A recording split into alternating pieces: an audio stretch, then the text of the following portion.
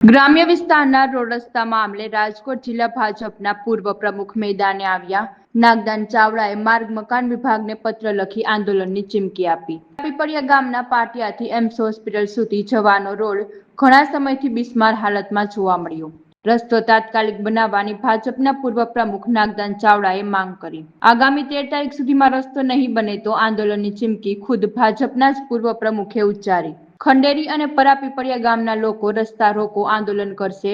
રાજકોટ જિલ્લા ભાજપના પ્રમુખે જ રસ્તા મામલે આંદોલનની ચીમકી આપતા રાજકારણ ગરમાયું. આજે સવારે નાગદાન ચાવડા ગાંધીનગર જવા માટે રવાના થયા. મારું નામ વિક્રમભાઈ ચાવડા છે. મારું ગામ ખંડેરી છે. સાહેબ, આ ગવર્મેન્ટ સરકાર કેન્દ્ર લેવલની અમને એમ્સ હોસ્પિટલ અહીંયા આપી છે, પણ આ રસ્તાની તમે હાલત જુઓ. કેન્દ્રની હોસ્પિટલ જે એમ્સ જેવી હોસ્પિટલ દીધી છે, પણ રસ્તામાં એક પણ દર્દી હોસ્પિટલ પહોંચે એવી પરિસ્થિતિ નથી.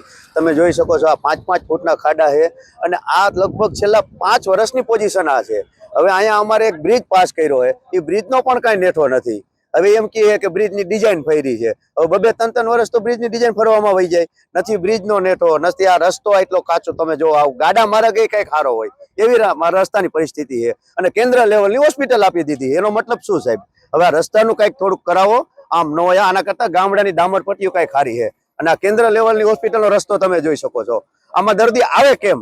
આની પરિસ્થિતિ તમે જુઓ. આજ છેલ્લા 2 વર્ષથી તો અમે એવા હેરાન થાય છે કે એની કોઈ સીમા જ નથી. એમ મારું નામ કિશોરભાઈ વાલજીભાઈ નડિયાપરા.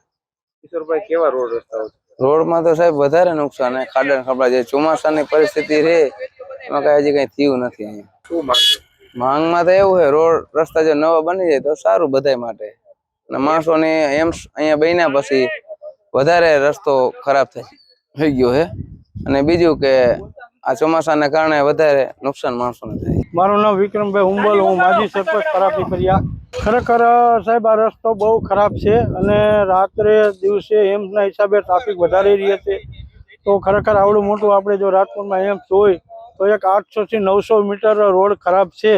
તો ખરેખર આ સરકારની એક તંત્રને ખરેખર આ ધ્યાનમાં લેવું જોઈએ. તંત્ર અહીંથી કલેક્ટર સાહેબ છે અથવા મામલતદાર સાહેબ છે, ટીડીઓ સાહેબ વારંવાર બધા લોકો એમ્સના મોટા હોસ્પિટલ હિસાબે આવતા હોય ને બધું થતું જ હોય.